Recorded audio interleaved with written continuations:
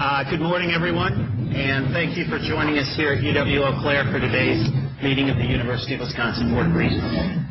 Thanks also in advance to the good people on this campus who have put so much effort in preparing for our meeting. We look forward to learning more about the campus and hearing directly from faculty, students, and staff. These personal interactions are extremely important and extremely valuable to the Board of Regents. It enables us to put a face on all the decisions we make about policies, budgets, degree programs, and strategic goals. The last time the Regents visited the UW-Eau Claire campus was in October 2001. Before that, the board met here in October of 1995. October seems to be a common theme. I suspect in 2001 and 1995 there may not have been quite as many flakes of snow on our cars as we greeted the morning, but we are delighted to be here. Speaking of October, although I shouldn't be getting into the habit of drawing attention to Regent birthdays at these meetings, I did want to note that on October 7th, we marked the 161st anniversary of the first meeting of the Board of Regents. On that date, in 1848, the Board of Regents met officially for the first time in the library room of the state capitol. Led by Regent Eleazar Root, the board approved the university's first admission requirements and educational curriculum. They appointed John Lathrop as Chancellor and selected John Sterling as the very first UW professor. A very productive first meeting. We may be celebrating our 161st year, but rumor has it that we do not look a day over 150. So I thought we should all recognize this October birthday. President Riley, you wanted to recognize, I know. Yeah, thank you, President Kurz. Just a quick word about some special guests we have with us at this Regent meeting, and they would be the assistants to the chancellors and to the president. They meet once a year or so to talk about what really happens in the chancellor's offices and the president's offices that we hope none of you find out about, and to make it work better. Rita Sears, whom all of you know, my assistant, and her colleagues have made this a bit of a tradition. And I just want to say it's great to have them, and these folks, in my experience, are confident and committed. They know very often about as much about their individual institutions as anybody else on campus, and they use that knowledge and turn it into passion and commitment to make the place better for our students and faculty and staff. It's a tough job working for chancellors and for the president, and they do it with great flair and great discretion, which is even the better part of valor in these jobs. So I wanted to recognize Rita and her colleagues who are going to stand up.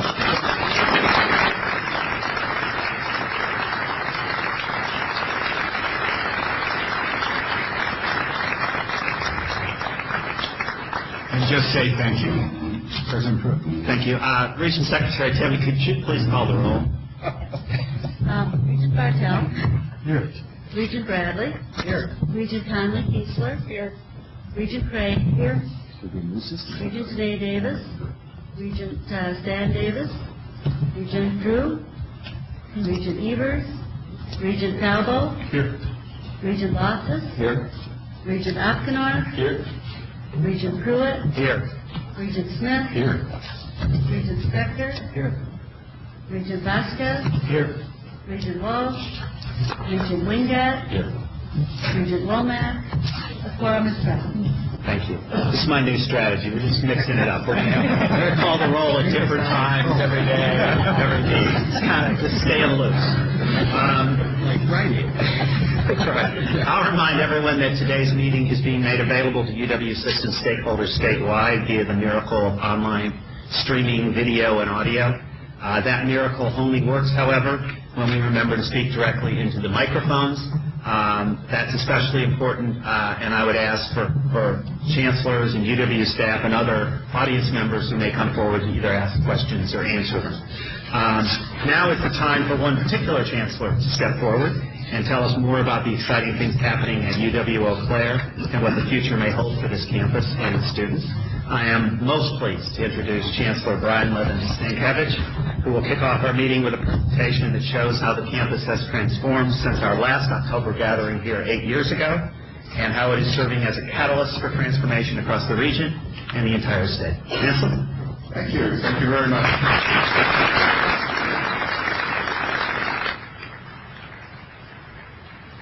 We are, first of all, I want to welcome members of the Board of Regents, the Chancellors and the University representatives here, UW System Administration staff, assistants to the Chancellors and the President, students, faculty, staff, UW-Eau Claire, and our fellow institutions around the state, and guests. Welcome to the largest and fastest growing Wisconsin city, next west of Madison. And welcome to the University of Wisconsin-Eau Claire, home to 10,035 blue golds. It's been 8 years since you've been here last, as Regent Pruitt said, and a lot has happened. We've graduated 15,706 students in that time. We've had 10 Fulbright scholars, putting us among the top producers among our national peers.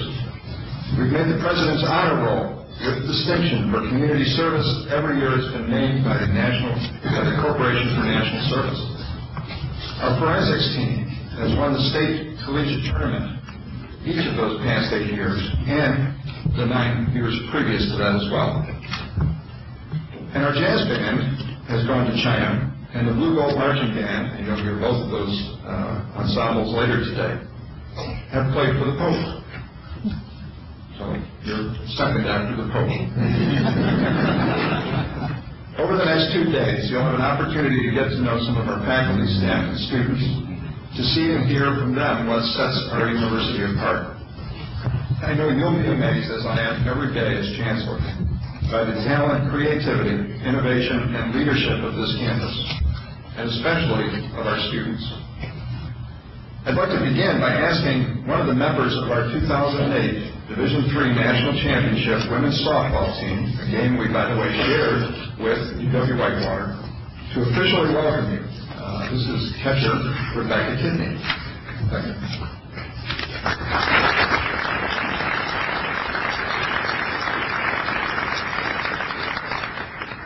Thank you.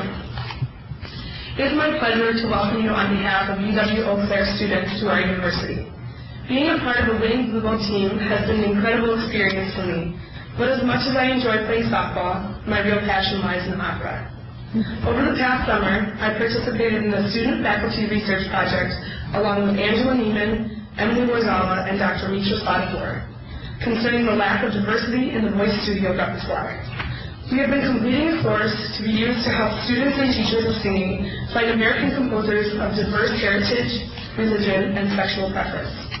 Today, I will be performing I Love But a Day by Amy Beach. Ms. Beach was one of the first widely performed female American composers.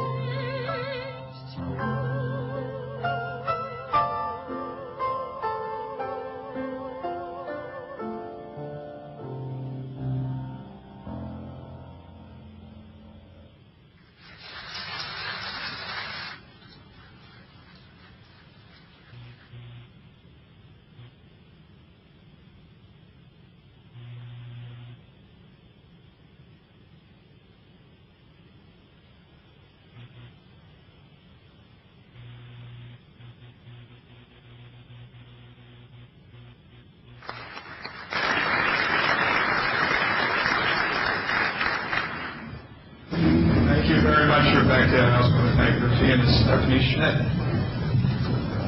I hope you can see how proud we are of students like Rebecca, and you can take pride that they are students of the University of Wisconsin. Not all our students are artists and athletes, however. But all of them do have an opportunity, like Rebecca, to benefit from the rich liberal education at UW-Eau Claire. Thanks to our dedicated faculty and staff, our students can discover their academic passion, connect with the community, challenge themselves athletically, and explore wide-ranging interests. Our theme for this visit is transforming our future. This is not a slogan, but a commitment that we have made as a campus community to each other. Over the past 2 years, we've created a vision for what we want our future to be, a truly premier institution that prepares students like Rebecca to be leaders in this region, in our state, and in our world. This isn't something new for UW-Eau Claire. We have long been leaders among our national peers in undergraduate collaborative research with faculty, study abroad, and service learning.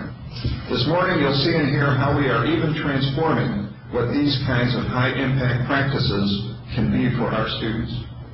Transformation isn't just an abstract idea here, it's what happens every day. So this morning, we've asked some of our faculty, staff, and students to put a face on what transforming our future looks like. They will tell you what it means for them, for this region, and for our university. This morning, you'll meet a group of students who have helped us measure our university's carbon footprint. You'll meet faculty and students from our Innovative Materials Science Center. You'll hear from a group of students who spent time in Nicaragua and are transforming now what it means to study abroad. And you'll hear how our commitment to providing our students with opportunities to immerse themselves in a different culture has involved students in a transformative civil rights pilgrimage. We hope to have time at the end for you to ask questions about our presentation, so I'd like to ask the Carbon Neutral team to come forward and share their exciting work that they've been involved in.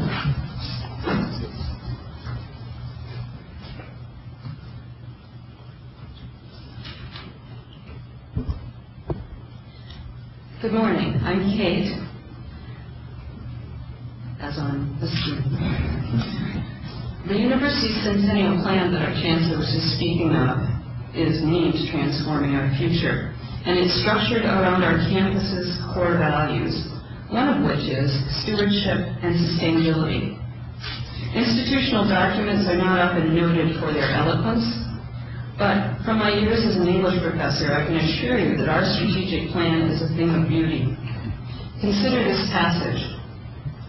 Stewardship is the value that prompts us to safeguard the things that matter most.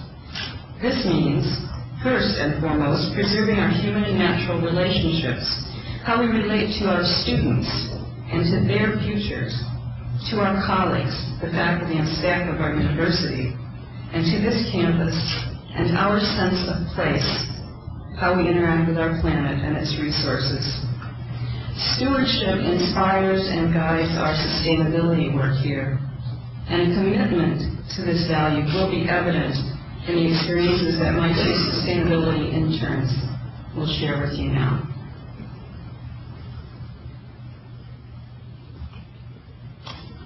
I'm Isaac. I'm Robin, and we're here to talk to you all about the sustainability initiatives at the UW-Eau Claire campus. One in particular that we were able to experience firsthand was the helping in the calculation of the UW-Eau Claire carbon emissions inventory in the spring of 2008. This was the result of Chancellor Levin-Stankevich's signature of the American College and University President's Climate Commitment, also known as the ACU-PCC, in the fall of 2007. The ACU-PCC is the gathering of signatures in higher education to neutralize greenhouse gas emissions.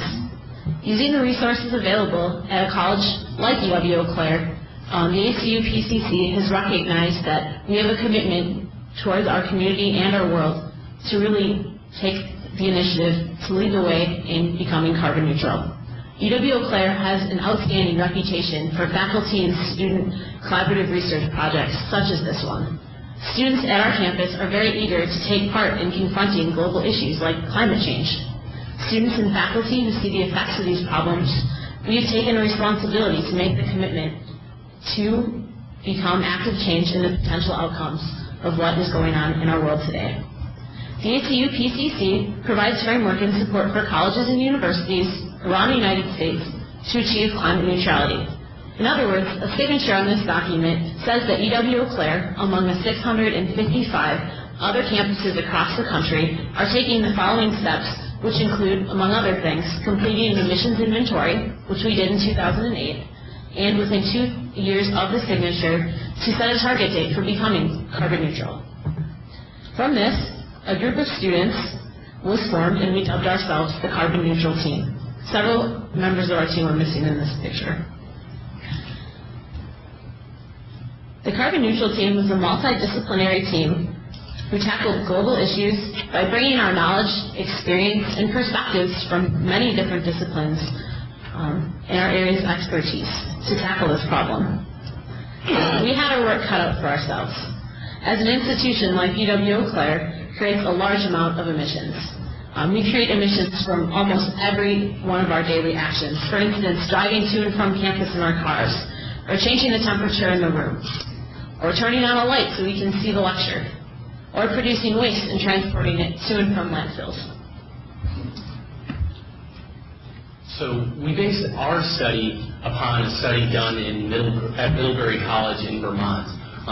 And in beginning our study over in Phillips Hall, our small group of students realized that in reality we were a part of a bigger group of students, part of the group of students in all of these universities who had signed the President's climate commitment. We were all part of this group making an effort, a real scientific and research-based effort to transform our future, to take a look at how our personal decisions and our decisions as a community do affect our entire planet. But how do you really quantify what a university's emissions?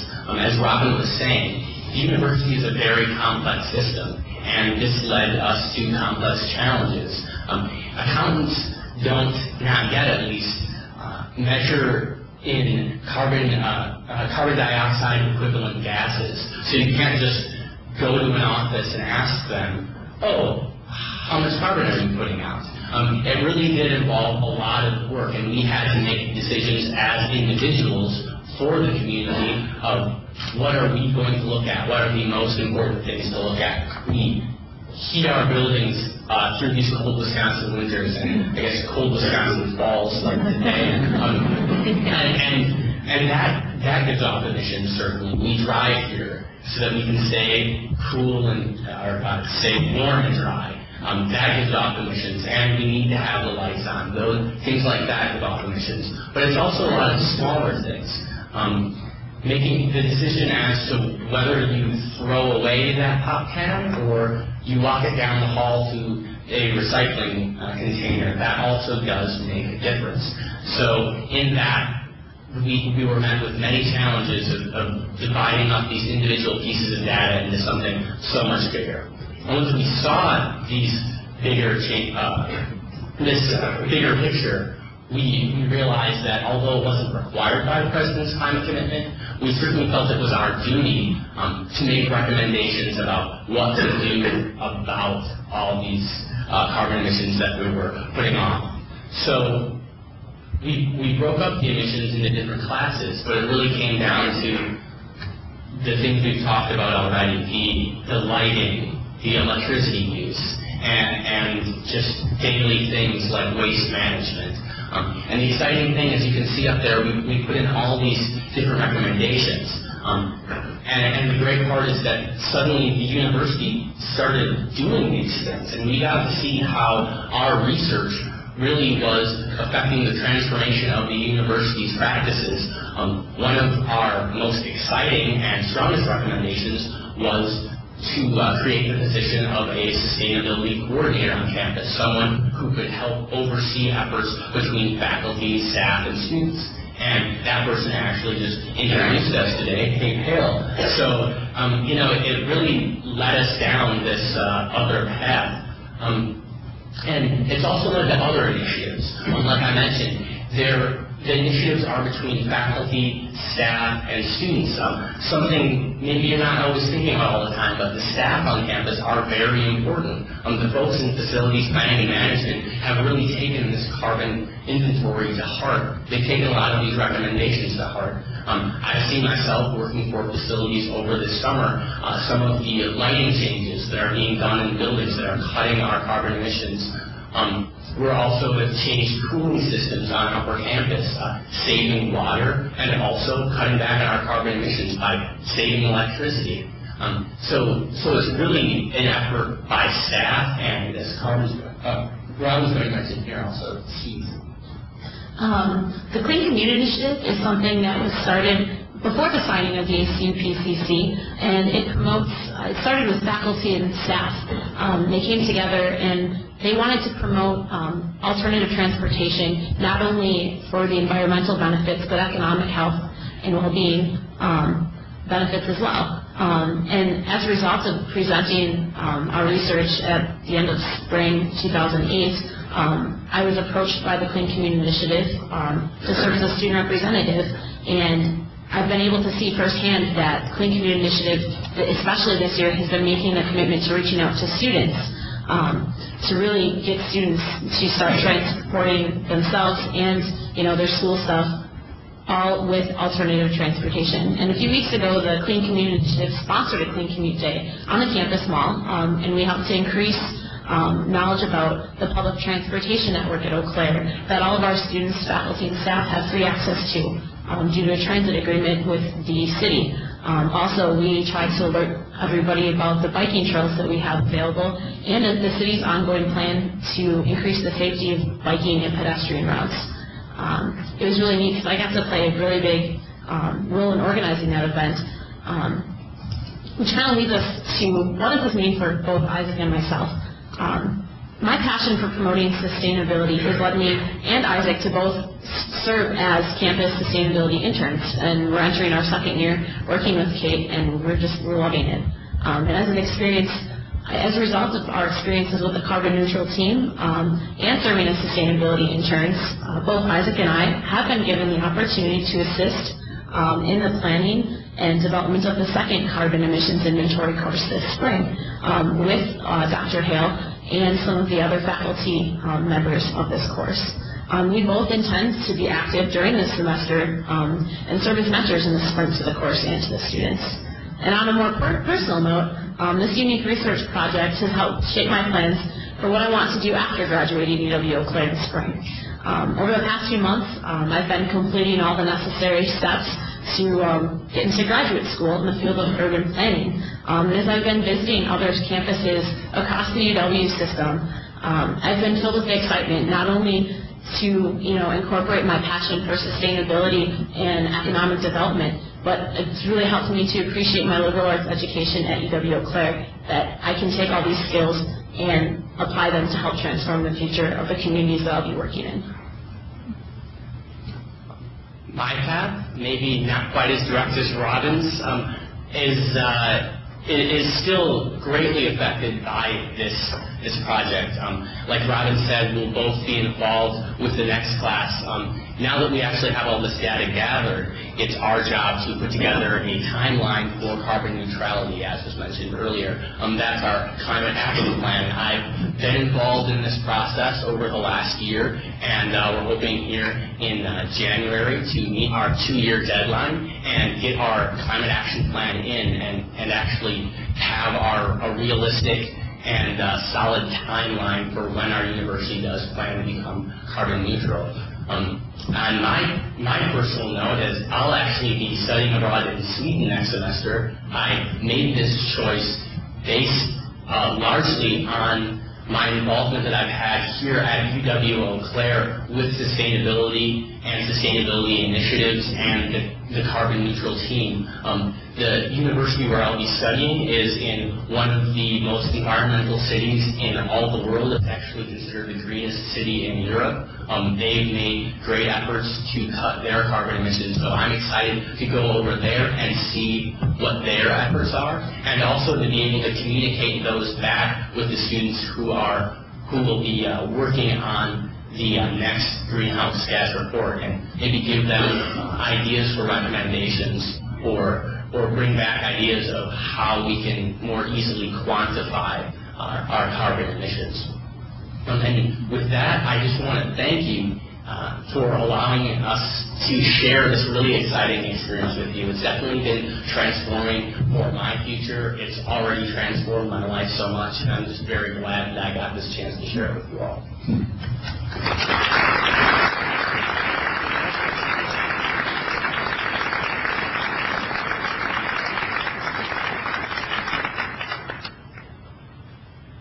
Good morning. I'm Doug Dunham. I'm director of the Material Science Center. The Material Science Center was formed in the spring of 2004, and it was really formed as a way for faculty across many disciplines to work together with a common tool set.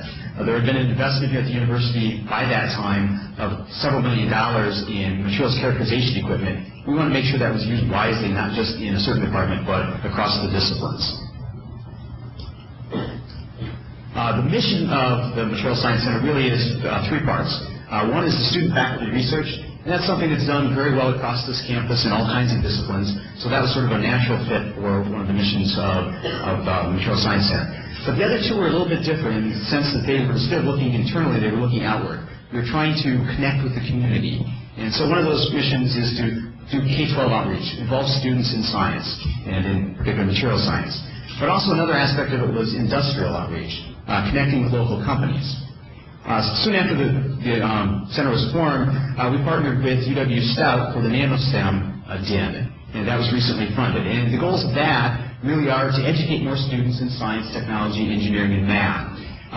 Second part of that really is to provide access to students, but also industry, to some of these tools that we have that they can benefit from. And so with those two links together, the mission of the Material Science Center and the NanoSTEM DIN, we've been working on that. And so, of course, if you want to increase the number of students in science, it's usually not very effective to go to high school seniors who already don't like science for some reason and try to convince them that they should pursue a career in science. So what we're doing is starting earlier. We're starting at K through 12, in particular sort of that 3rd, 4th, 5th, 6th grade level, trying to get them excited about science. And at that level they are, for some reason later on, some students turn away from that. I haven't figured that out yet. So we want to do that. We also want to talk to them about careers in science. What can you do? What are the possibilities? Because sometimes that's what they're missing, is they don't realize that there are lots of opportunities out there. Here on campus, what we've done, we've hired a STEM recruiter in the admissions office. The idea being that someone specializes in STEM, so when those students do get into high school and are thinking about what they want to do, what are the opportunities, what are the degrees possible, we have someone that can talk with them, and they also are sort of an interface with us in the schools so that we know who to go talk to in the schools to do these demonstrations and hands-on activities that we do. We've also created a new major, a material science major. One of the key areas that's a very hot topic these days is nanoscience, nanotechnology. That really is a subset of material science, and so our material science degree will have nanoscience integrated into that. And so we're hoping that will also attract students into science, technology, engineering, and math. But the other thing is we want to make sure we have an impact when the students get here. And so that's where we do the faculty-student research. We do internships. We allow students to work with companies. Those are high impact experiences for students that really do transform what they want to do, and it gives them the confidence afterwards to go on graduate school or into industry and pursue careers in science. So many of those things, as far as developing that workforce, is sort of a long-term goal, and we need to start early, get those students into science. Get them here, but also we want to have an impact on economic development now. And the way we're trying to do that is by interacting with industry now. So we have a wide selection of instruments here that can help industry. So what we're trying to do is bring them here, collaborate with them, help them solve their problems, and if they become more efficient, hopefully they can expand and produce more jobs. So, for example, we've worked with companies, startup companies all the way to large companies like Nestle, Philips Plastics, Silicon Graphics, One company we worked with was trying to export materials to the European Union. The European Union has restrictions on certain elements, the levels of the elements that they ship out that can be imported into the European Union. So they came to us and asked us to do some tests to make sure that what they were sending was okay to send over there, and we were able to help them with that. In another case, we had a startup company that was trying to develop new processes. And when you're a startup, you want to do this quickly because usually you don't have a whole lot of capital to do this for very long. So what they were doing was they were working on a process, and then to verify their process, they were having to send their samples down to Louisiana, take the while to do the analysis there, and they get the results back about 3 weeks later. What they didn't realize is we have that exact same instrument right here in Eau Claire. So an Eau Claire company was sending samples to Louisiana, even though they could do it right here. Now that company can drop off the samples in the morning and have the results the next day. So greatly increasing their efficiency and hopefully their innovation process.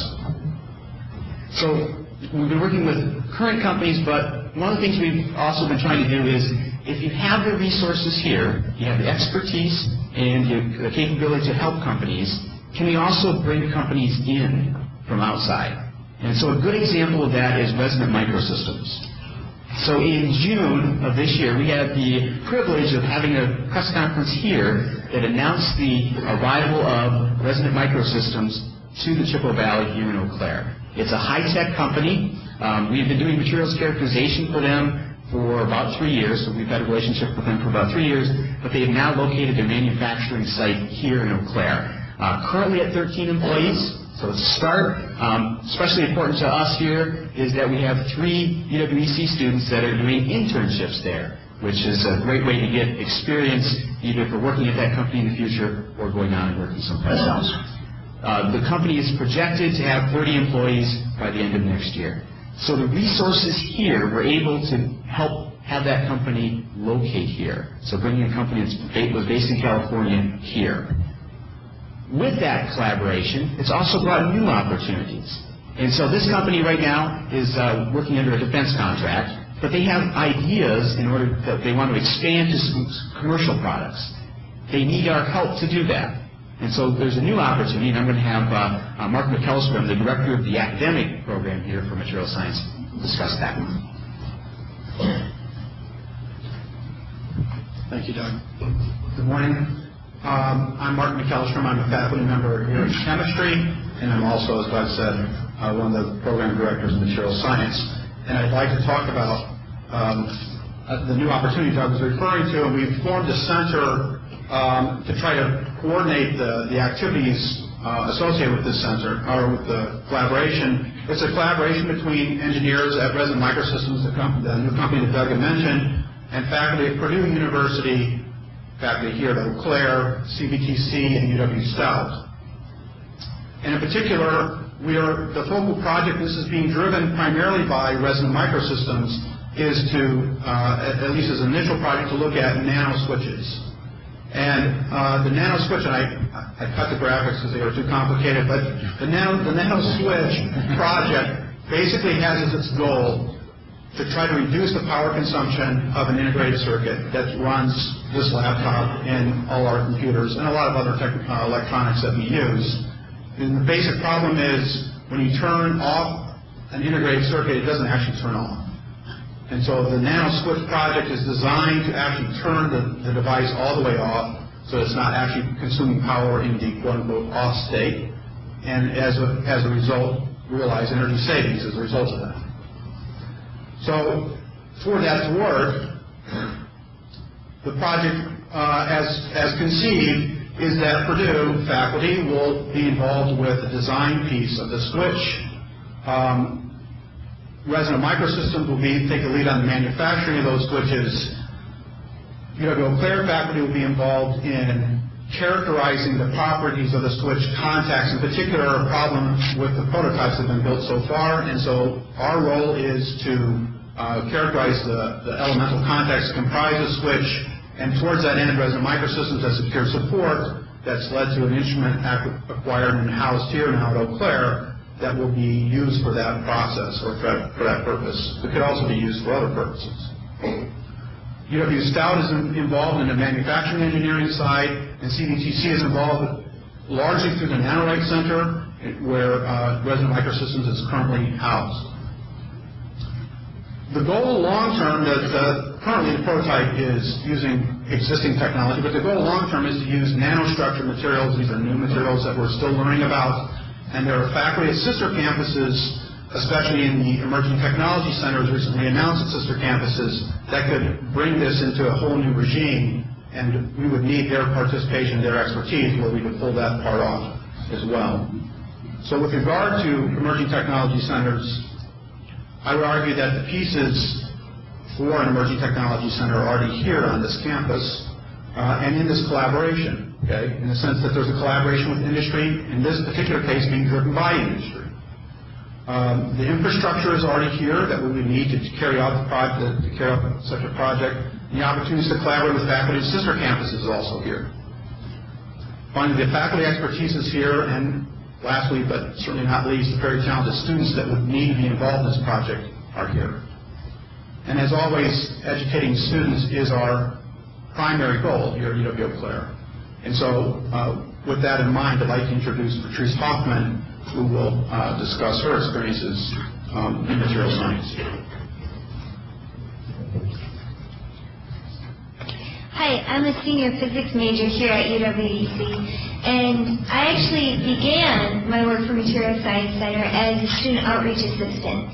I've been involved in a variety of activities geared at students ranging from 4th grade all the way through high school.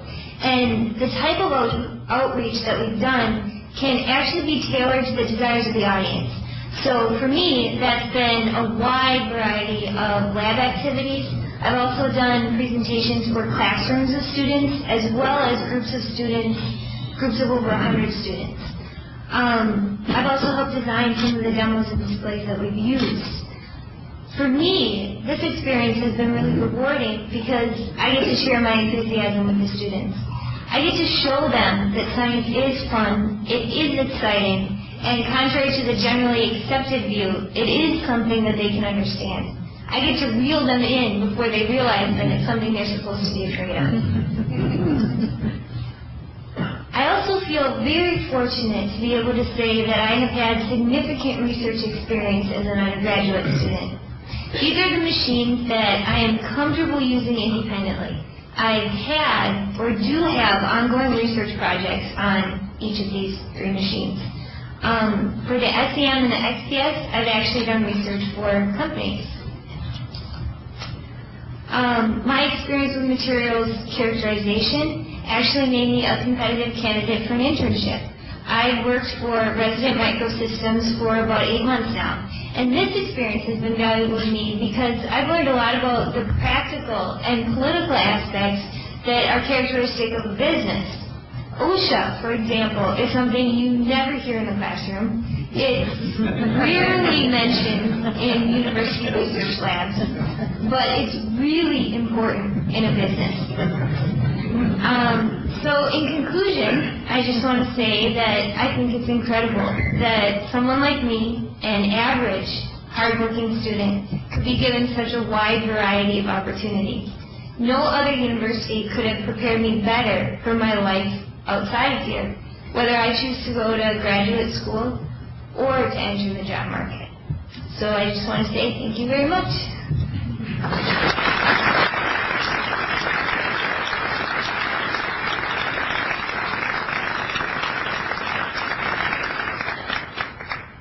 Good morning. Good morning.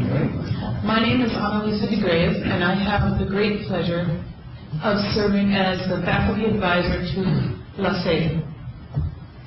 As members of a university community, one of the greatest joys we experience are its eureka moments, its moments of illumination, and the sparks of the heart and minds of our students. During their time in Nicaragua, the members of LaSalle have grappled with questions that have changed their lives on a profound and enduring level. What is the distance between here and there? What is the gap between wealth and poverty? What is the distance between theory and practice? What separates and connects you, me, and us? Inspired and challenged by these perplexing questions, These students continue to reflect on these issues upon their return to the United States. And that was the beginning of another transformative moment.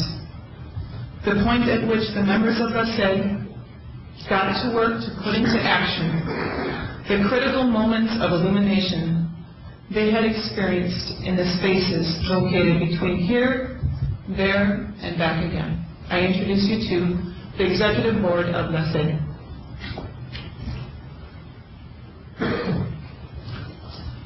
Good morning. My name is Chancellor, and I am president of LaSalle. Who here has been to Nicaragua? Well, go before more snow comes, for God's sake. We, along with a handful of other students, had the pleasure to study abroad in Nicaragua over the past few years. Nicaragua is amazing, but it is not without its problems. It is currently the second poorest nation in the hemisphere, next to Haiti, and in its all too recent past, it has been plagued with civil war. But the cool thing about our study abroad experience was that there was a service learning aspect involved, where we got to go to an impoverished community called L14 and help out a little bit. Right now, I'd like to share with you all an excerpt from my journal that I kept while I was in L14. I would come to find that true compassion isn't money bought. Love can be achieved in 8 short days. Tears fall harder on dirt roads. And no matter how beautiful a place is, something can always obscure pure sight. Every day we work as a team. We used our hands. We created something beautiful together. A greenhouse with herbs to heal, plants to eat, and bushes to sell is what resulted. But it could have been anything. The magic was in the relationships built, without nails, without wood, but with something else I'm still trying to put my finger on. To be continued. When my group returned to UW-Eau after our program had ended, we knew that we had to do something. After a long time and a lot of bake sales, we became the campus organization LaSalle, which stands for Latin American Sustainability, Education, and Development. And it means the thirst in Spanish. We thought this name was a good fit, as it not only echoed the thirst for education and development that we observed in Latin America, but it also helped quench our own thirst to give back to a community that had given us so very much. Morning. My name is Megan Sluga, and I'm the Secretary of LaSalle. As Corey mentioned, we all had the opportunity to study abroad in Costa Rica and Nicaragua for a semester. We spent half of our time in Costa Rica and the other half in Nicaragua. During our time in Nicaragua, we spent 2 weeks with a community service project in the community of L14. Our program directors were Marios and Phil, and they are our main contacts in those 2 countries. In addition to our study abroad program, they are directors of an organization called CASA, which stands for Central America Study Abroad. This organization is an offspring of the organization CIDPRO, which is an international center for training and professional development. The goal of these 2 organizations is to promote cultural understanding through study abroad. This was certainly achieved through our group. The first year that the Costa Rica-Nicaragua program was offered at UW-Eau was in the fall of 2006. Corey and myself were a part of this program. During this year in L14, our goal was to build a greenhouse and to plant fruit trees in the yards of the community members. We hoped that the community would sell the herbs grown in the greenhouse in order to gain some sort of financial sustainability. We also hoped that the fruit trees would promote a healthier diet in the community. In 2007, the students in L14 were to provide maintenance to the greenhouse, and they also tutored and mentored the children of L14. In 2008, the goal of the service learning project was to promote health through education on parasites and nutrition. The goal for this year, in 2009, is to build a bridge in the community in order to connect 2 parts of the community that are flooded during the rainy season. My name is Kristen Rapini, and I am the Vice President of LaSalle. And after getting to know so many people in the small community of L14 Nicaragua, we knew that our relationship with them could not end just because our study abroad program had. As a former participant, Sarah Holm, put it, it is really a different experience when the poor people have names you know and faces you recognize, and are people you've ate with and worked beside. When we returned to the United States, we recognized that we needed to do something to empower this community. In Nicaragua, schooling is free, but children are required to have uniforms. Many families in L14 cannot afford to pay for uniforms, so their children don't have the opportunity to go to school. The first group that got back found out that the cost of a uniform and other supplies necessary for school was only $35. For less than the cost of dinner for two at a nice restaurant, they could provide a child with a uniform, new shoes, school supplies, and the opportunity to get an education that they otherwise couldn't afford. They sold framed photographs from Nicaragua and asked for individual donations from friends and family, and were able to provide scholarships for 17 children in L14. And this is the first group of children that got scholarships. When the second group was abroad, we met with the students and got to spend time with them. Upon returning to the U.S., we wanted to team up with the motivated people who had made these scholarships possible. We started having bake sales and information tables with slogans like Nickels for Nicaragua and Change for Change, and decided to hold a 5K to raise money to maintain the current scholarships and, if possible, be able to provide more. In spring semester of 2008, we applied to become a student organization with help from the students who had been to L14 the past few years, and even some who were going to study abroad there in the fall. LaSed was recognized in May 2008, shortly after we had our first 5K, which raised about $1,000 for our cause. LaSed currently provides 42 students with scholarships, 22 full scholarships, which include uniforms, shoes, and school supplies, and 20 partial scholarships that cover just school supplies. We have raised over $6,000 to put toward a bridge in the community of L14, and in spring 2009, we had the honor of winning the New Student Organization of the Year Award.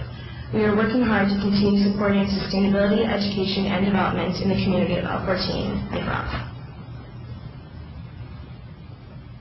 Buenos dias. My name is Margaret McInnes, and I am the treasurer of LaSed. With our projects in L14, we strive to empower the residents and hope to sustain the community. Our experience study abroad has awakened a moral conscience in us all to incorporate service learning as an ongoing part of our future. Our organization, LaSed, keeps an open dialogue with community members in L14, and we listen to their needs. The thirst of LaSed and the thirst we have to help the development of L14 is why our initiatives seek to sustain the community. Primarily through the education of kids, we feel that they can learn the tools they need to support themselves. After 4 years of service work in L14, members of the community have noticed progressive changes. Kids are more enthusiastic about school, and even illiterate mothers are learning to read, hoping to help their children with homework.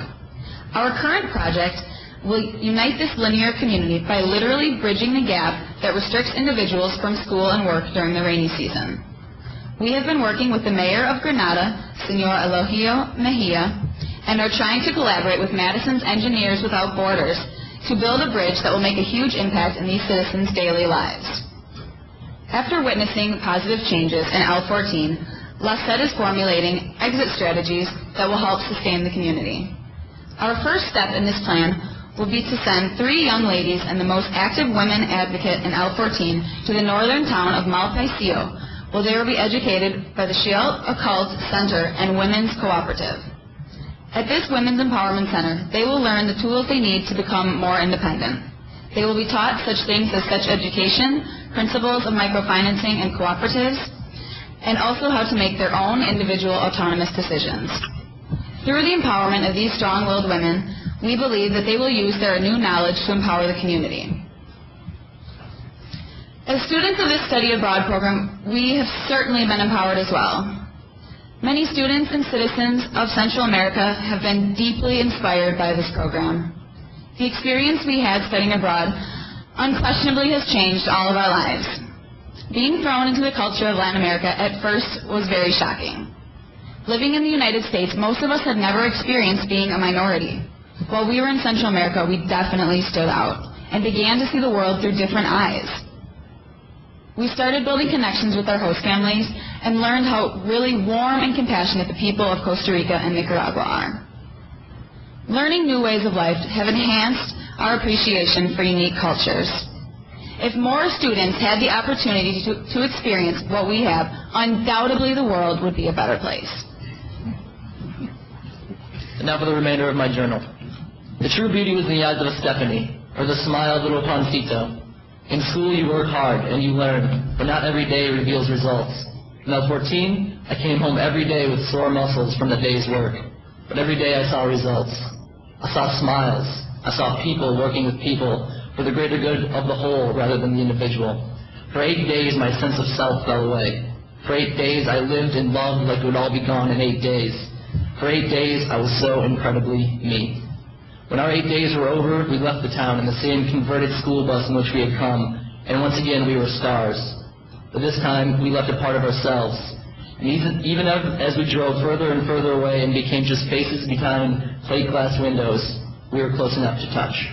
Thank you very much.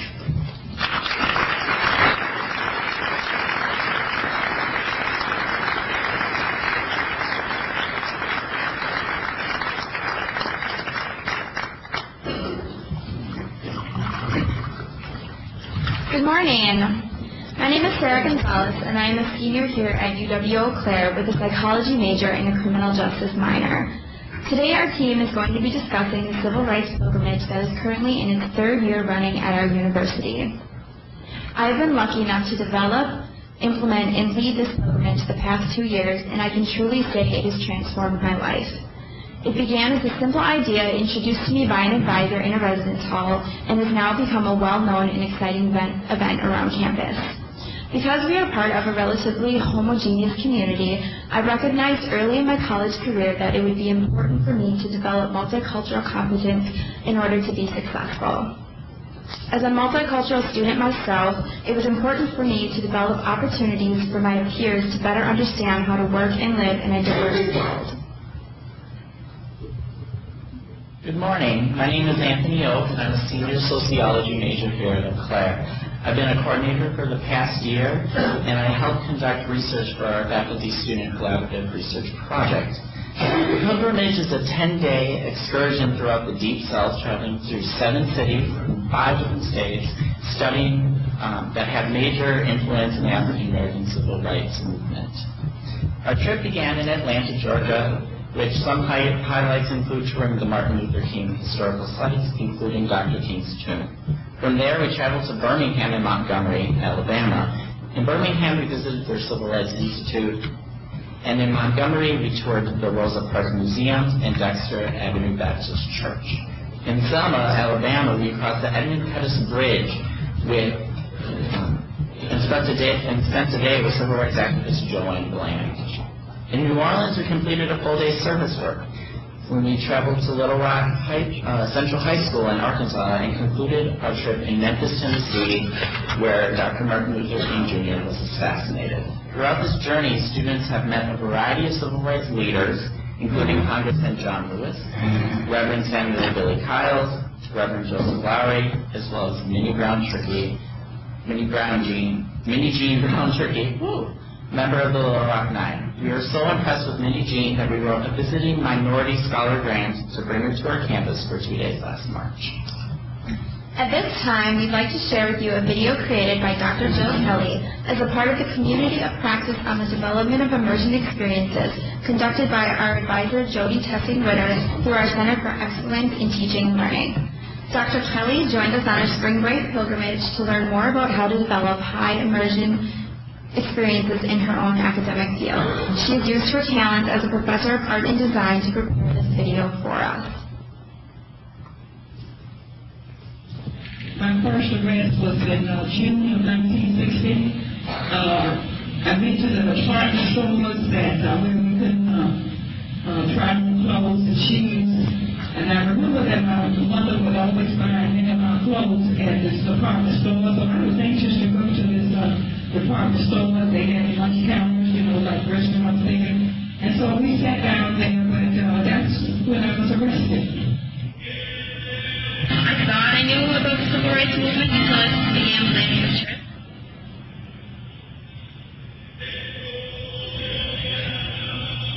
And then when I actually learned so much that I had never known before.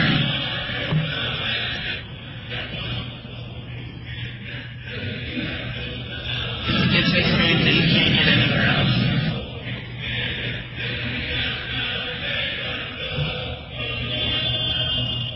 Having a conversation with someone that's part of the movement is like you can talk to history about how you are getting first-hand information.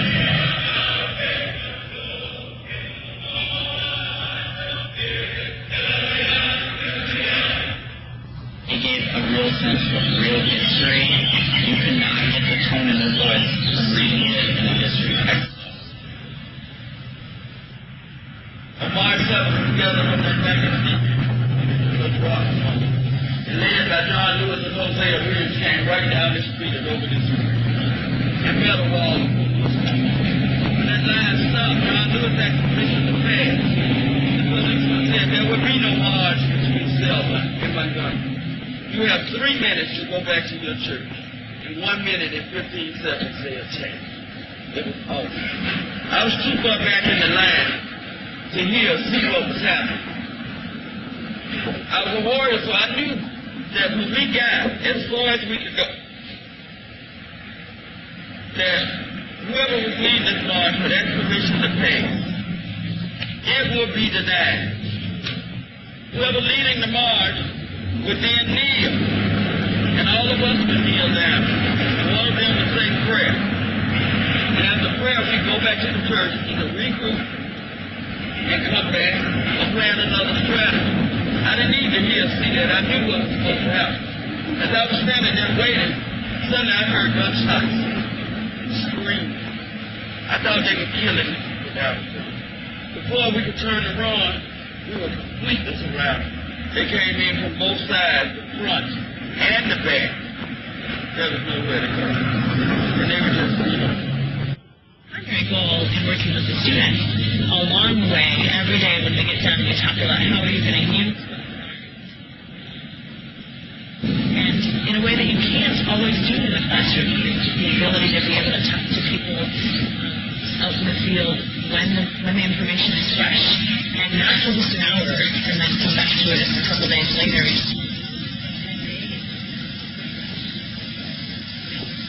I think this trip has definitely encouraged me to voice my opinions and make sure that what I see around me aligns with what I believe, and if it doesn't, to speak up, even if that means people are going to judge me and look at me funny or not like me, like, it's okay. We're all racist on some level. I mean, it's really easy to push it aside and say, this is a problem with the Confederacy, it's a problem with the South, it's a problem with the extreme people. It's really easy to say, I'm not racist, there's other people that are racist. And focus on the things that we have in common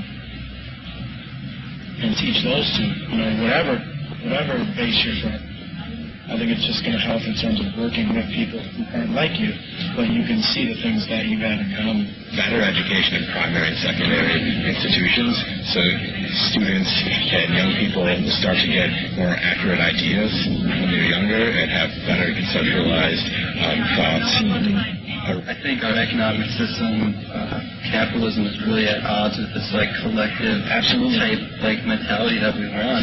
Institution is nothing without the smaller part, and we are each one of the smaller parts. And so if the institution can be deemed racist, then we, the smaller parts of the institution, are racist as well. The lesson I think you guys need to take from the civil rights pilgrimage is citizens make a difference. Even the disenfranchised can band together and bring about change.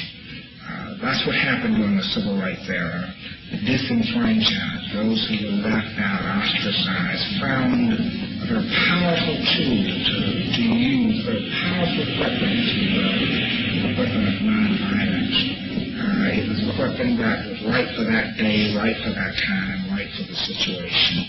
But I think as young people, you will need to discover what the issues are of this day, and then find the effective tools to use to bring about social change. And one person can make a difference. Our goal, I think, for the students is to be able to have them be able to touch history just a little bit, so they can make sense of what that means for them in their personal history, and then be able to figure out how to turn that historical context and a personal meaning that they each take from the experience into action in their life's work. You know the problem, you live them every day. I don't have to tell you the problem. You can recognize and stamp it out once and for all. So when your baby that this world is right, whatever happens in the Green Bay area, any change that you make there is going to affect self. My grandbaby's here. So you do it, okay? Just as self affects everywhere. That goes for all your communities. You're not going to say that make change. Make change in your community, because it's going to help my community. You know that? Y'all don't see that connection, do you? You know, when the Voting Rights Act was signed, it was one of those options everywhere. Since you were born and children, probably thought this just happened in the South. Anybody in here from Milwaukee? You had a bridge too, didn't you? You had a hell of a bridge that you had a hell of a fight on, just like this bridge, didn't you? You know that history? When you go back and find out about it. Hello, my name is Jana Casperson and I'm a junior geography major. I was a participant on the pilot trip and was so moved by my experience that I became an intern for all subsequent trips. During the 2009 winter and spring break trips, our team collaborated with our advisor to conduct student-faculty research assessing the impact of the trip on the internal racism of our participants. We conducted a literature review to find the best mechanism to assess the impact of the trip on our peers. Through this exploration, we found the modern racism scale, which we asked our student participants to complete before and after the trip. When analyzing the results of our research, we found a statistically significant difference in our participants' racism scores pre- and post-trip. The last summer, we presented our research findings at the National Conference of Race and Ethnicity in San Diego. We have submitted further research proposals to study the difference between course-embedded immersion and our previous standalone trips.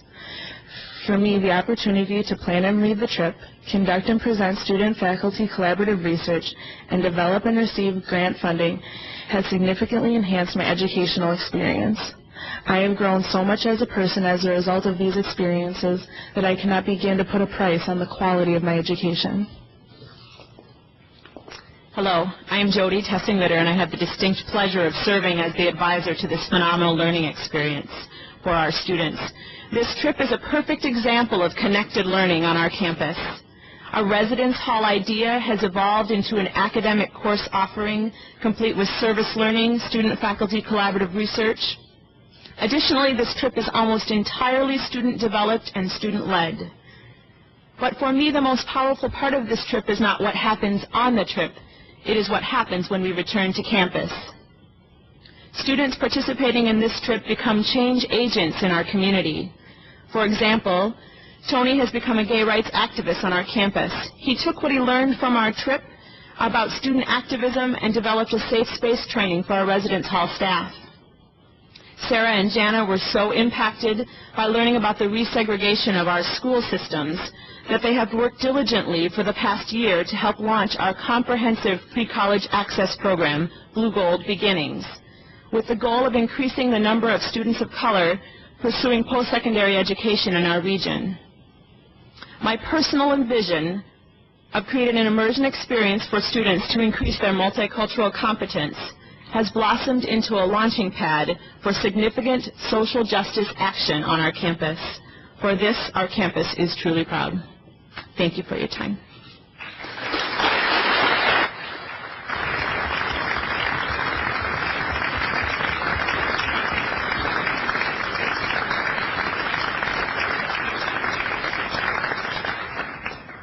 Thank you, students. As always, an extraordinary job in their presentations. I want to thank especially the faculty and staff who work daily with these amazing students. Kate Wilson with the Carbon Neutral team, Doug Dunham and Marcus McKellstrom. In material science, Annalisa DeGrave with LaSed, and Jody Tessing-Ritter with the Civil Rights Pilgrimage.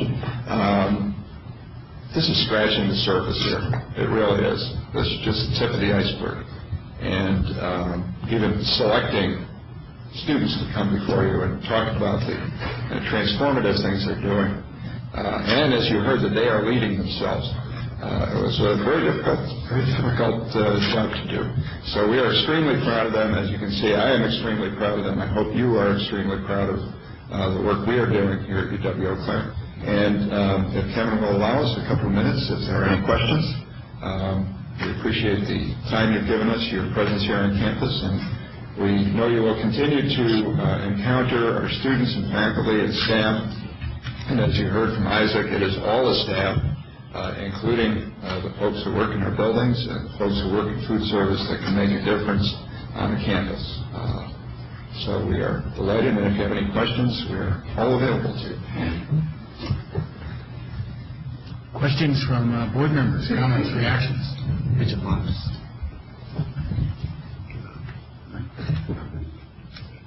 Well, given the great faculty and the brilliant students, you must have a pretty easy job here.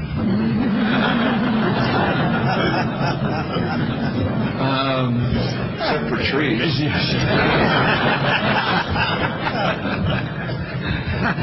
Good compromise there, too. We have talked about this before, but could you just expand a little bit about your philosophy of international education?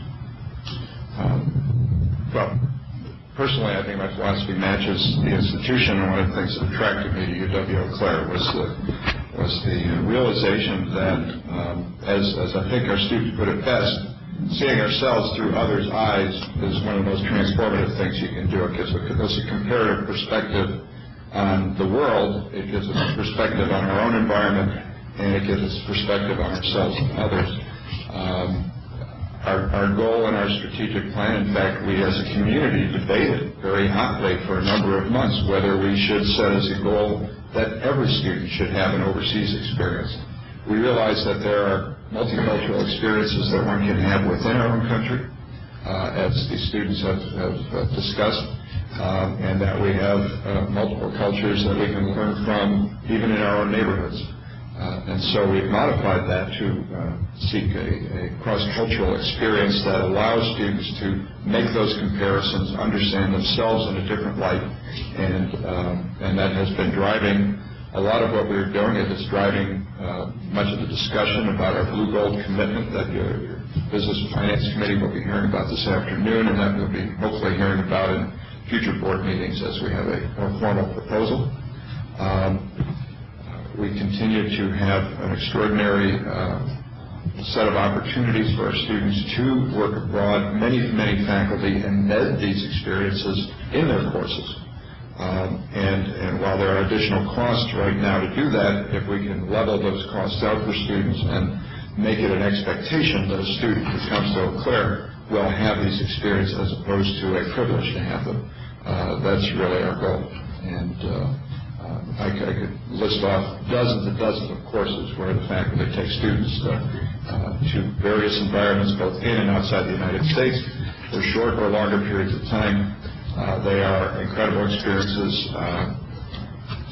My wife and I have had an opportunity to work with students on a couple of these as well, and it's extraordinary to see the change that occurs. And so, regional offices, as you well know, that international experiences is what we need for the 21st century and what our students need to be successful in the 21st century. That is a question I get. I mean, I agree. It's really important that each student have that ability, but how are the costs covered right now? When you took your trip, did you have to cover part of the cost, or was that covered through the university, or? We definitely paid for a lot of the trip. Mm-hmm. You can't apply for financial aid. Eau Claire has a lot of scholarships you can apply for. And most students would have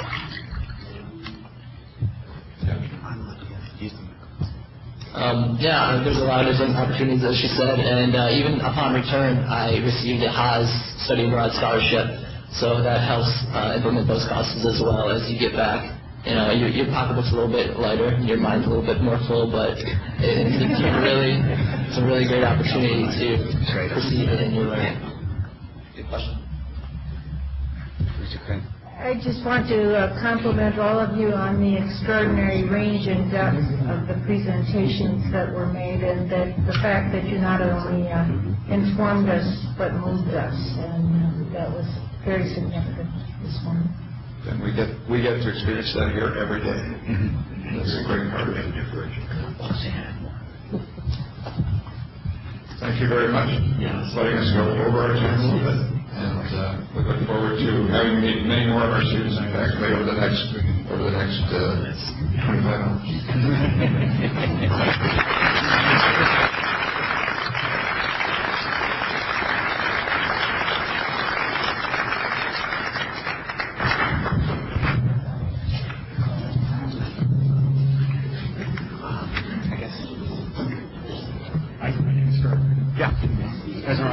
Good, thank you, President Pruitt. Have we called the roll yet? Would you like to call it again? Before we get into the next session on the Compass project, I just wanted to introduce somebody to the board that we haven't formally introduced, we realized, and that would be the new provost at UW-Madison, Dr. Paul DeLuca, who is here with us today. Paul comes from a distinguished career as a researcher and faculty member and associate dean at the School of Medicine and Public Health at UW-Madison.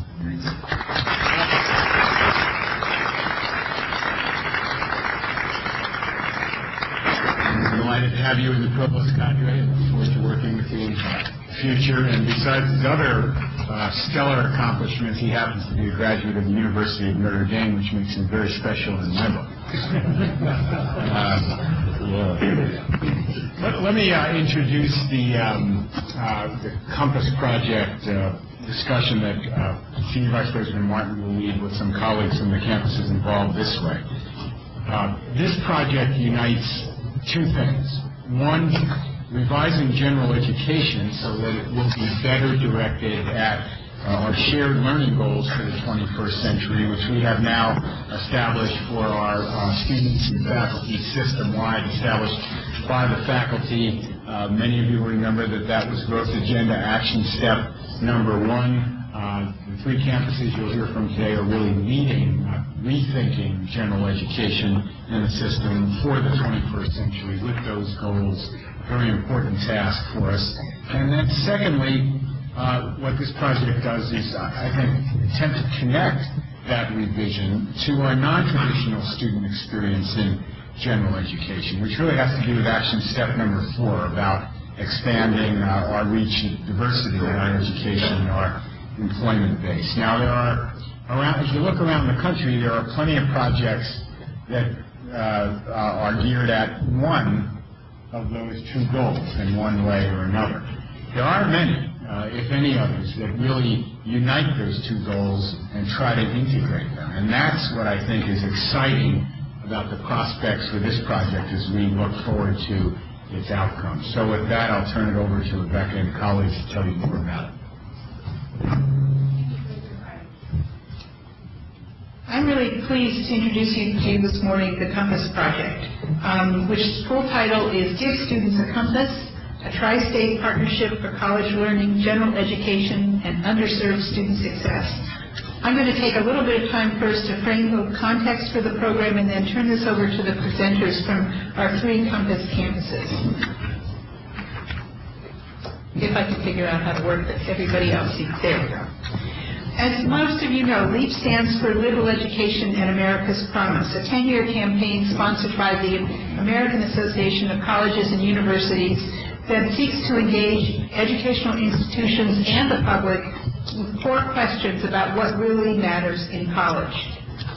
Compass is funded by the Carnegie Corporation and the Lumina Foundation and involves a partnership among the UW system, the California State University system, and the Oregon University system. Each of these 3 systems has identified 3 of its institutions to be Compass campuses, the beta sites for piloting the project. And our 3 campuses are UW-Eau Claire, UW-Oshkosh, and UW-Milwaukee. As Kevin mentioned, we look at Compass as being inclusive excellence in action. Inclusive excellence, which is the UW system's emerging framework, works to place diversity, equity, and excellence at the heart of higher education enterprise for our students and for our workforce. And we see this as a key component of the Compass project. UW-Eau Claire, Oshkosh, and Milwaukee were chosen to participate for very specific reasons. They are each part of the Equity Scorecard project, and they are each underway, albeit in very different points, in the process of revising their campus general education programs. And although not a part of the grant program, I'd like to point out that there are a number of other UW institutions that are working towards these same goals. Let me say a little bit about general education reform. This work is difficult, as the presenters following me can elaborate. Faculty governance play a critical role in any kind of curricular revision and very much in this work. And finally, a cohesive, integrated, and outcome-based general education program is very difficult to design, given the revenue models that have been in existence on our campus for many years, and the ways our departments and majors are organized. So high-impact practices, which as you will see as we go through this, are a key focus of this project. What are they? They're known as HIPs. They're intellectually engaging and effective educational practices that have been shown to deepen student learning and engagement. Many of the things that we just heard from Eau Claire students about would qualify as HIPs. They raise levels of performance, retention, and success for all students. However, the effects of participating in high-impact practices have been shown, while they've been shown to be positive for all students, they've also been shown, the research has shown that historically underserved students tend to benefit even more compared to their majority peers. Here are a few examples of high-impact practices. These are things that you've heard about before. There are many more: learning communities, writing-intensive courses, internships. They may take place exclusively in the classroom, or they may take place in a totally outside traditional classroom walls. All of our campuses are offering HIPs to varying degrees to their students. These are resource-intensive programs, which is probably one of the contributing factors to why they are so effective. In research conducted by George Koo and published by AAC&U, Koo looked at student survey data and tracked participation rates and learning gains in high-impact practices. He disaggregated these data by race and ethnicity, as well as by first-generation status, and the results are quite compelling. The research shows clearly compensatory effects for students of color and more dramatic learning goals for students who begin college at a lower level of achievement. The same research shows, however, that underserved students who benefit the most from HIPs are the least likely to have access to them. As a set of purposeful learning experiences, HIPs have the most potential to help UW institutions make good on our commitment to the shared learning goals, the knowledge, skills, abilities, and habits of mind which we want every UW student to graduate with. And if these learning outcomes are to be our goal, then how we organize and structure the curricular, co-curricular, and pedagogical experiences for our students warrant our deepest attention. With that, let me turn to our campus presenters. And we'll begin with UW-Eau Claire. I'd like to introduce Susan Terrell, Associate Vice Chancellor for Academic Affairs. Susan is one of two campus leaders at Eau Claire, along with David Shee. Susan.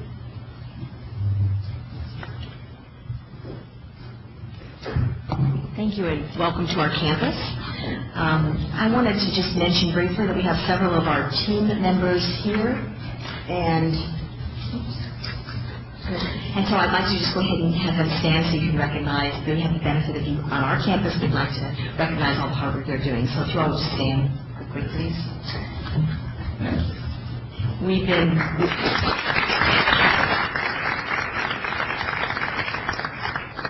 been really enjoying working together on this project. It's a really important one. And as a pilot project, we realize there's really much to be learned. Our team has found that we gain both conceptually and in very depth-specific ways in our work together. I'm going to review our conceptual gains first, and then we'll share just a bit of our data to date and then our future plans. As a context, as we began our project, our campus has really been involved in a lot of positive inquiry about what we've been doing, including a strategic planning process, about envisioning who we want to be, institutional-wide self-assessments and inquiries, including equity scorecard, and an internal process that some of you may have heard of called PEAK, which is a program to evaluate and enhance quality. We also have had a growing consensus for the need for curricular reform with specific general education reform processes that have really started us to shift from a course and a credit-based focus to one with a focus on outcomes. And certainly, but not most recently, but very important, is our embracing of inclusive excellence. So as much as we have a commitment toward equitable outcomes, the Compass team here noted that as a campus, we don't always know what to do and to whom to focus our efforts. We noted that first we need to figure out who we're serving and who we're not, and that we needed to assess where we have equitable access to these programs and where we don't. And then what modifications we'll need to make in what we're currently doing to help create equitable student success while maintaining what we're doing that's already successful. So through our work and our learning, we've developed a broad conceptualization as a result of this project, that we can use high-impact practices, many of which you heard about during our presentation led by the Chancellor, as a way to really connect the staff and faculty engagement and motivation toward achieving equitable student success outcomes. Utilizing high-impact practices for us is going to be the key, we think, to shrinking the learning gap. This will likely include the need to ensure, as we move forward, that we're advising students toward high-impact practices early in their academic careers, and also changes to admissions to some of our high-impact practices and programs such as University Honors, which we've already started, and implementation of additional immersion experiences such as living learning communities and building institutional capacity for domestic intercultural experiences. Our team also realizes that we need to continue our more targeted and analytic work with data to try to understand where to direct our efforts.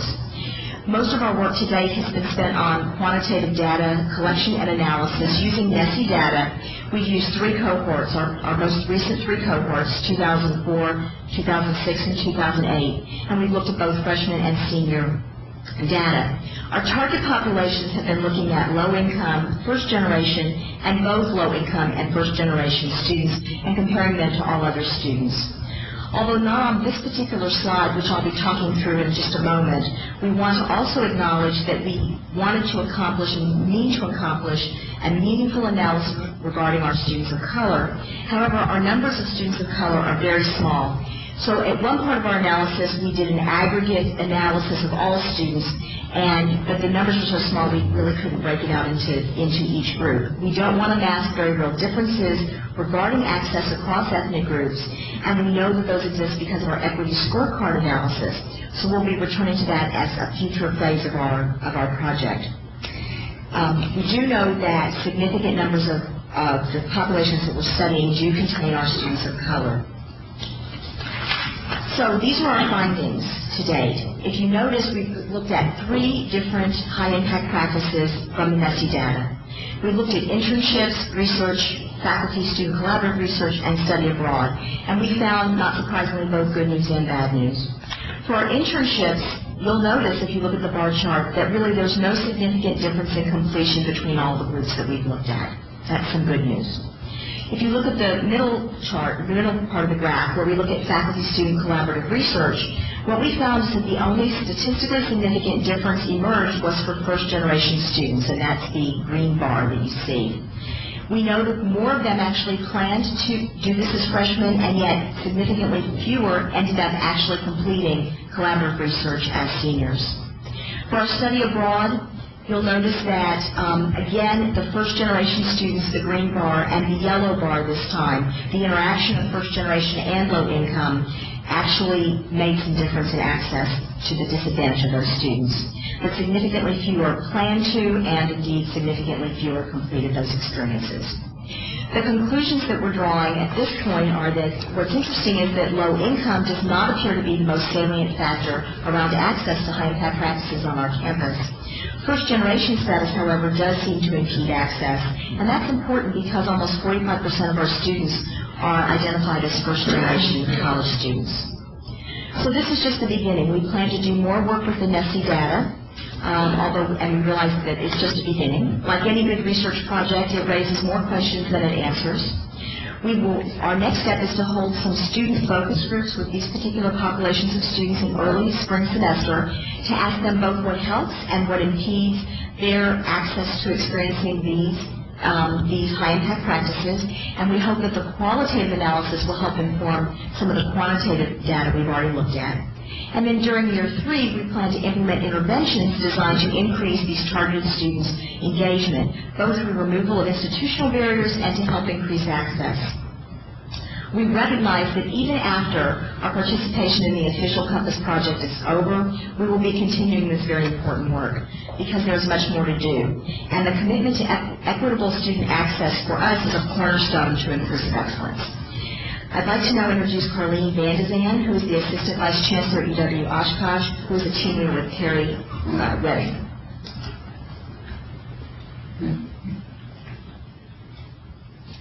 Thank you for this opportunity to share a campus story about the Compass Project. At UW-Oshkosh, the Compass Project is a simultaneous initiative with integrating inclusive excellence and also our general education reform. And I wanted to share, I think, not just statistics today, but how the Compass Project has helped inform our culture of inquiry that can be apparent on our campus. Our project then, there we go, is ensuring inclusive excellence through high impact and best practices at UW-Oshkosh. For the first year of the project, which we completed last year, we focused on the first year experience, a writing-based inquiry study, which is a common intellectual experience, our study abroad program, and this year we added the honors program and undergraduate research, and we've heard some excellent examples today of those initiatives.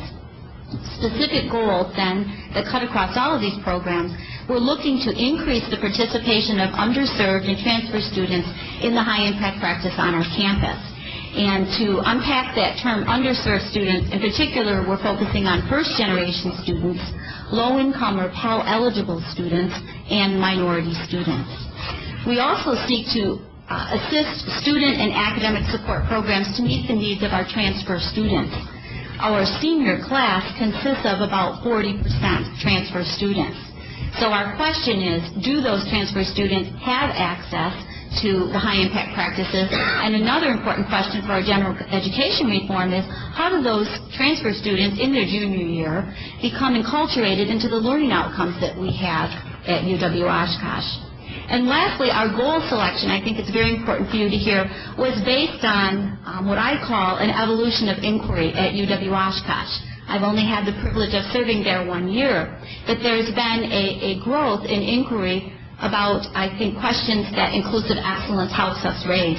And that would be through our participation in the equity scorecard process, the NESI data that happens on a 3-year cycle, looking at our own student demographics, and most recently, the climate study. I believe that the Compass Project helps us then to form and reform that community of inquiry. And by that I mean we're looking at questions about how can we make it possible for students to participate in at least 2 high-impact practices. That's what the COO study and AAC&U is recommending. How do we ensure that all of our students have a chance to participate in high-impact practices? And that's, I think, a cornerstone of our Inclusive Excellence Initiative. We're conducting focus groups, as my colleagues are on their campuses, looking to find answers to questions about what helps students get into those high-impact practices and what are the barriers to their participation. We're digging deeper to look at what are the benefits associated with high-impact practices. And then we have some very specific questions where we're bringing in our whole campus team. We're looking at academic learning support. We're looking at advising. We're looking at admissions and counseling. What do those offices contribute to inclusive excellence? So it's not just a curricular reform, but I think it takes a whole campus. Just to give you an example of some of the data that we're looking at the rate of participation, and those would be questions of access. We're looking at student success of minority students participating in high-impact practices compared to those students who don't. We're examining retention rates, access, use of academic and student support services, and the influence on GPA. We're learning from our students in their own words, in their own thoughts, in their aspirations, through individual interviews and focus groups. This work also influences the common data set that we have as a campus, and I've noticed an increase in the work of the Office of Institutional Research to do that. And we are then tying our findings to general education reform. A specific example would be some changes that we've had in the first year experience, and adding increased student engagement opportunities throughout the curriculum and not just freshman year. In conclusion, looking at Compass and how it influences a campus and influences a culture of inquiry, we're using the Compass Project to help us inform change through data collection. And really, perhaps the Compass Project isn't so much about giving students a compass as it is in giving us a compass to give students. And as a product of a liberal education myself, I can't help but tie some of my reflections at this time from this experience with a piece of literature. It's from the poem The Cloths of Heaven by W.B. Yeats. And I think our students can really be saying this to us. They say, I have spread my dreams at your feet. Tread softly, lest you tread on my dreams. At this time, I'd like to introduce our colleagues at UW-Milwaukee, Jeffrey Merrick, who's the Associate Dean of Humanities. He'll be reporting. And we also have Associate Vice Chancellor Dev Venogunolan in the audience. Jeff?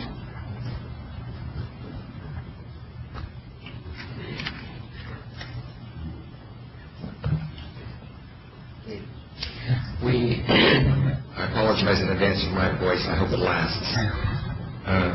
We are, as you all know, an institution of a much larger size that poses certain sorts of problems of scale in undertaking a project like this. As soon as you start to talk about general education in a serious way, you realize that it's really connected to everything else.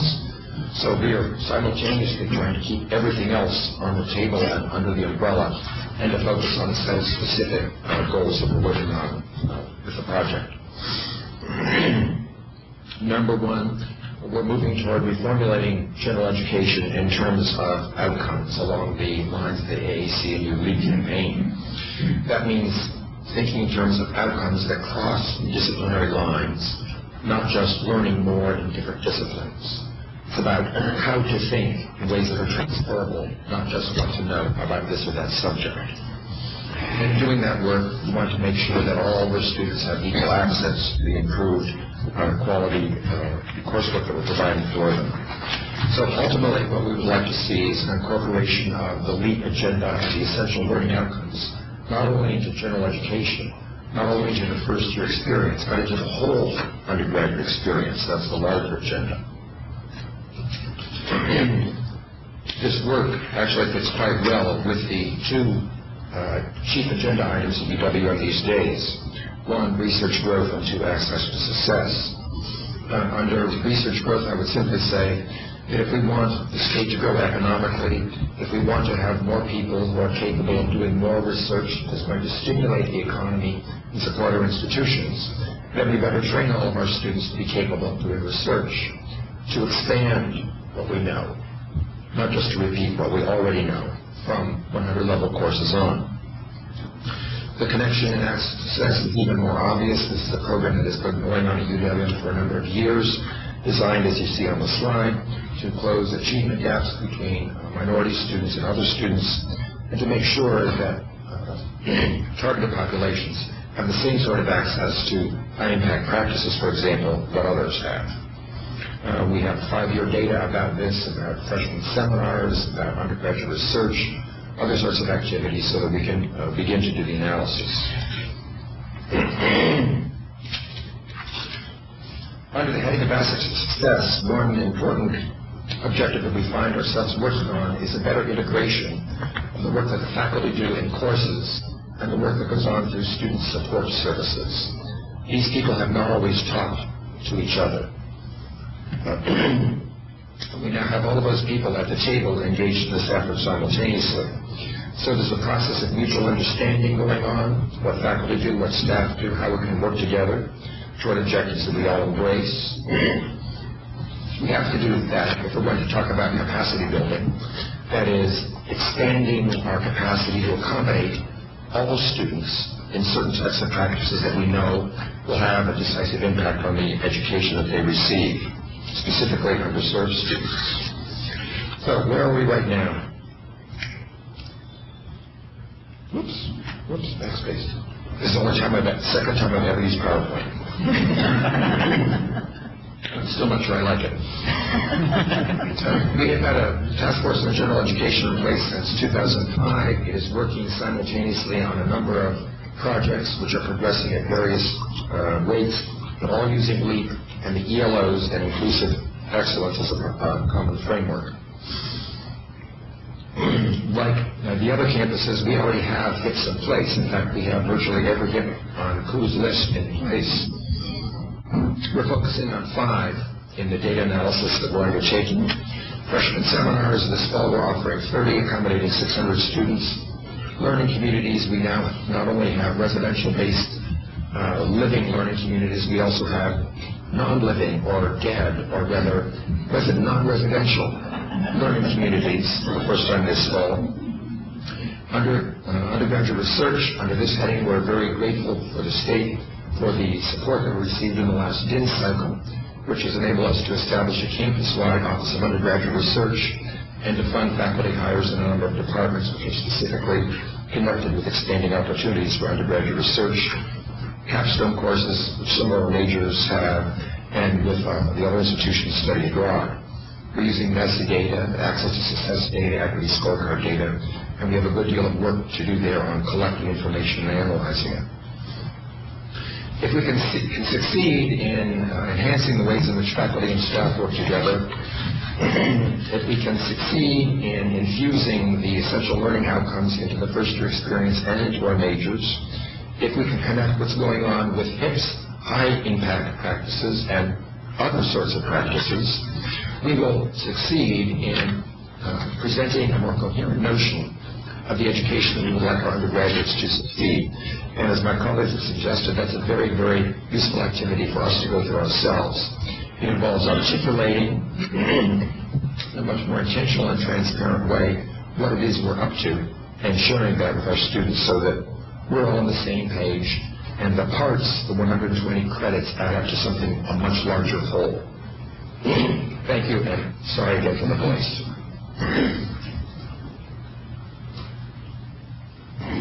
So the Compass Project puts forth the goal that colleges and universities should make it possible for every student to participate in at least 2 high-impact practices during his or her undergraduate program, preferably 1 in the first year as part of general education, and 1 taken later as part of the major. And as you've heard from our 3 campus presenters, UW-Eau Claire, UW-Oshkosh, and UW-Milwaukee are hard at work to make this goal real. We're coming to the end of the first year of a 3-year project, and the campuses have indicated their next steps that they will take as they look at redesigning general education and enhancing their HIPS offerings. At the system level, we are also working to support the broader objectives of the Compass Project. We will sponsor a professional development institute sometime in 2010 to build the capacity around the goals of the Compass for all of our institutions. We have a HIPS website under construction, and we envision that the site will be a web-based portal for sharing the good work going on at each of our institutions.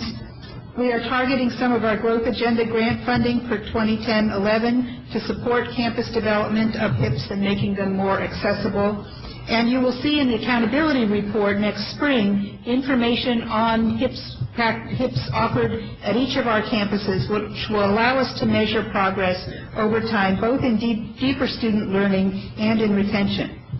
Finally, the work of the Compass Project dovetails beautifully, as we have been reinforcing throughout this presentation, with our goal of inclusive excellence. Compass is about quality and excellence. It is about leveling the playing field and redefining excellence to include diversity and equity. With our partners at AAC&U and the Cal State and Oregon University systems, we are working to help America's extraordinarily diverse students reap the full benefits of their studies in college, benefits that are economic, civic, and personal. Thank you, and we'd be happy, all of us, to answer any questions that you might have about what we think is a very exciting undertaking. Mr. Craig. Well, I do think that this is a very important and exciting undertaking, and I'm glad the report was made this morning. I have a couple of comments, some of which you've heard me say before, but I can't resist. Until we get rid of the term general education, I think it's almost impossible to make this subject sound exciting to people at least as it's introduced to them. And I personally grieve the loss of the term liberal education. But if we can't go back to that, I certainly hope we can find something else that expresses the importance, and rather than this just being a throwaway that gets you to the next thing. And I understand some of the challenges about that. I also want to say that the Education Committee has made available to it a publication from, is it pronounced Coup, which I thought was very helpful, and I would recommend that to the rest of the board at some point because I think it was helpful. I would like to, the comment that was made and then repeated in other ways, that the HIP practices, well, you can't say practices because the PE practices, I guess, the HIPs are less available to students who benefit the most. And I'm not sure that I understand why that is. I'm not sure we understand why either, and that's the purpose of this study. We can see from the data that that is happening. We need to know more about why that is happening, and the analysis that each of our campuses is doing using much the same approach that we've used in the equity scorecard of really trying to understand where students are, what they're taking advantage of, and what are they not taking advantage of. I mean, there's some things we can probably imagine that it's about. One of the things that it's about is about knowing about them. Not all of students, particularly first-generation students, come into college with an understanding that there may be more available than what's in a traditional classroom. There also are issues of time and resources. If students are working many hours a week, as we know many of them are, in order to be able to pay for their college, they may not feel that they have the time to take advantage of something that would require time outside the traditional classroom. So there are a lot of things. I think it's really important, and it's up to us to look closely at those issues and then redesign these experiences so that they are accessible. And I would venture to say that that's part of the undertaking that all of our campuses are in this study are engaged in.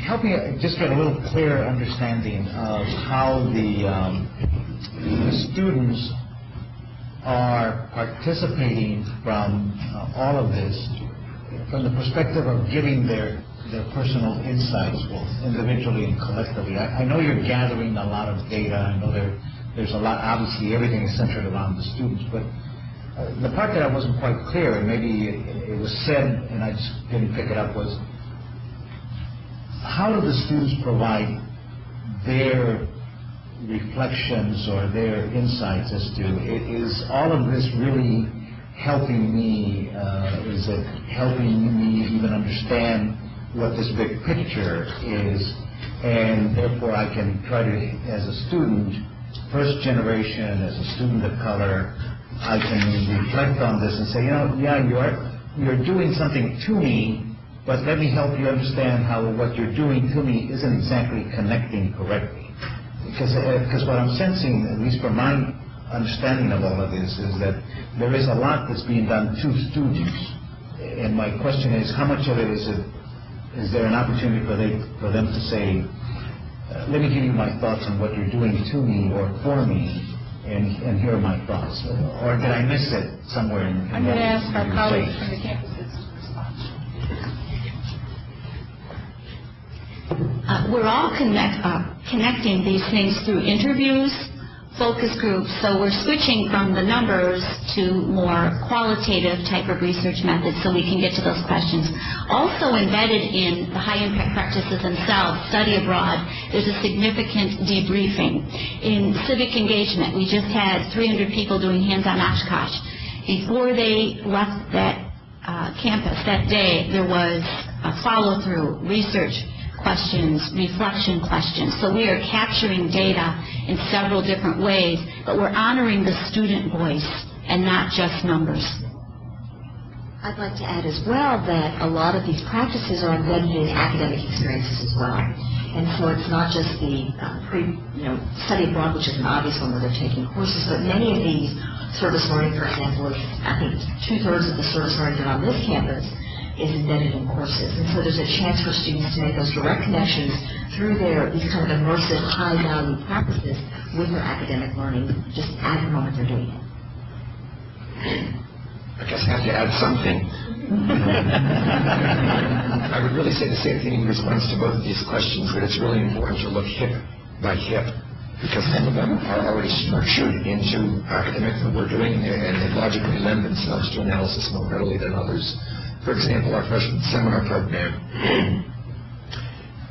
has a student course evaluation at the end of the semester.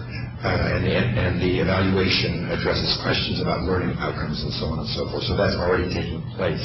But in other cases, it's something that we have to figure out a way to get at. And I think we all realize that the student voice is crucial in this. And given the bigger sort of picture that we're working at in Milwaukee, I would actually say that what we want to hear from students in doing all of the HIPs and in undergraduate education as a whole is, what are they getting out of the parts, and what are they getting out of the whole?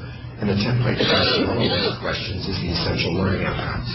So this is something that we need to be assessing not only through HIPs, but somehow through the whole experience that they have, much more extensively and effectively than we have been doing to date. I was just going to note that when you're 161 years old, you worry more and more about your hips. So.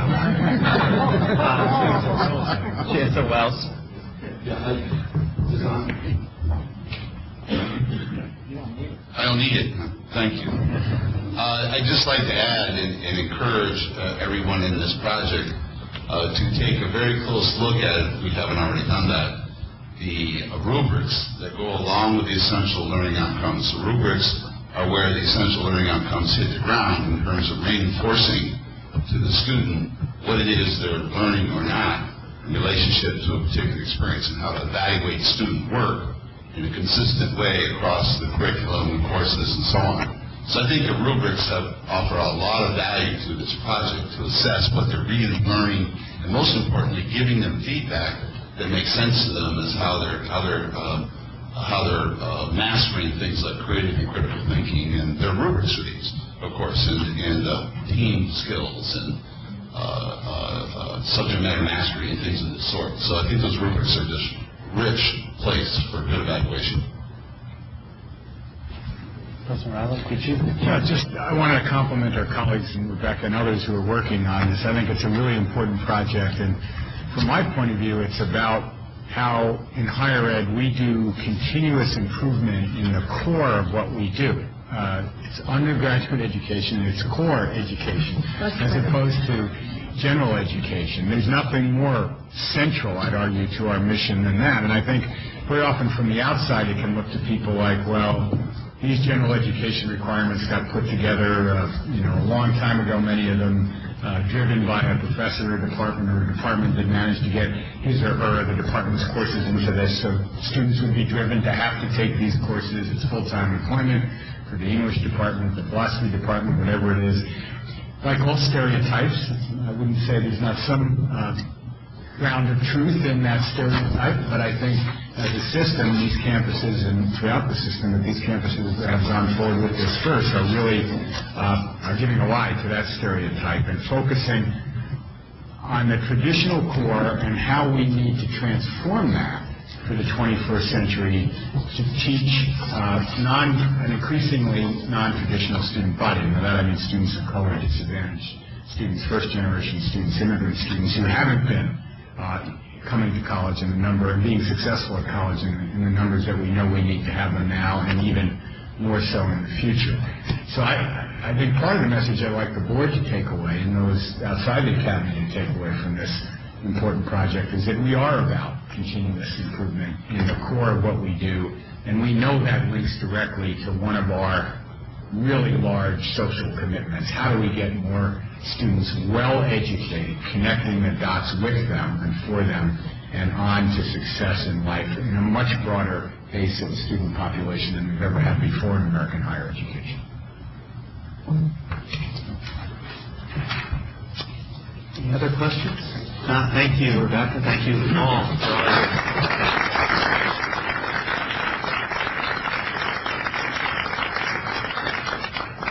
Chancellor, do you want to just sort of review what lies ahead of us here? We're going to have lunch in the delayed room where we had the breakfast, which is directly across the hall in this direction. There are restrooms behind us, men's and women's, and men's and women's further down the hall in this building. Meet them. The lunch is also going to be attended by a number of our students with their mentors, with their faculty mentors, and many of them have worked on undergraduate research projects with those faculty. They'll be seated at your tables, and I encourage you to engage them in the conversation. Thank you. After that, we will disperse back. Education will be back here. The Eagle Room and the President's Room are further. The Eagle Room is closer down the hall for Business and Finance, and the Capital Facility Planning will be down at the President's Room further down. So it's all within the building.